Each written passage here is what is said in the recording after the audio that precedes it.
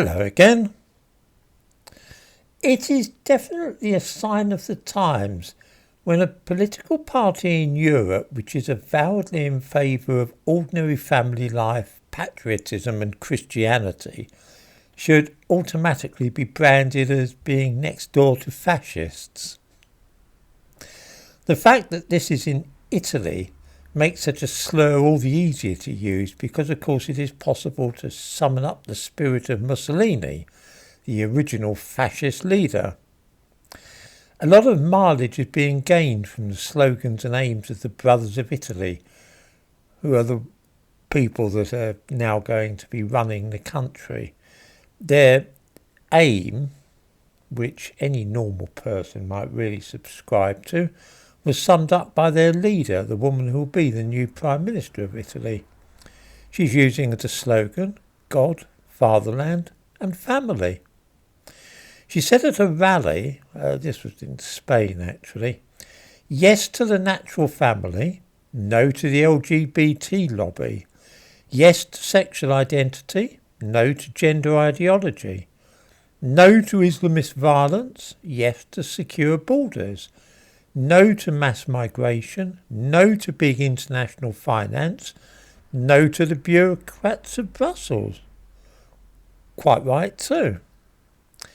Nobody minds two men going to bed together, but many of us are sick of seeing gay pride rallies and school teachers telling pupils that there are 600 different genders. I've not made that up, by the way. The 15-year-old daughter of a friend of mine was actually told this at a school. 600 genders. So maybe a little more ordinary family life. You know, the kind where a mother and father have children together and then bring them up. And a little less emphasis and publicity all round for homosexuality and sex changes. Sounds good to me. What about fatherland? That just means patriotism to your own nation and belonging to a country and not an institution like the European Union. Again, that sounds fine. Nothing wrong with fatherland. Perhaps a fight back against the idea that we are global citizens could be tried in England as well. And of course, God.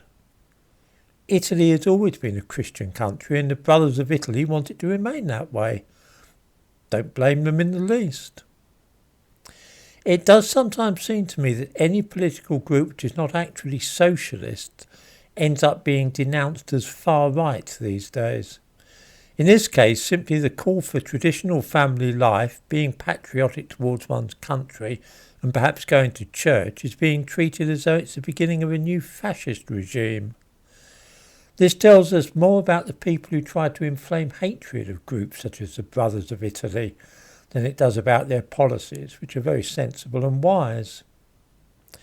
Coming so soon after those left-wing types have been toppled from power in Sweden, this is all very encouraging for Europe. I'm hopeful that revival is underway of old values which have been suppressed and hidden away when the European Union was in the ascendant. Hungary stands proudly for those values, and they're on the rise in France as well. It is this country which now needs to show a little gumption and think hard about the direction we wish to take. There's no point looking to either the Conservatives or the Labour Party for real change, whatever they say. Both are really committed to maintaining the status quo, and their policies about everything from immigration to the National Health Service are indistinguishable. The way things are going in Europe, there might be real change afoot, and I'd be sorry if Britain were to miss out on this trend.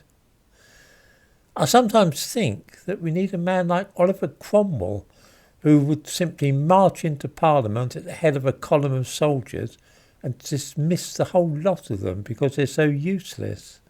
I don't think it would be any bad thing to have a strong leader in Britain for a while that didn't have to keep referring to Parliament and calling elections.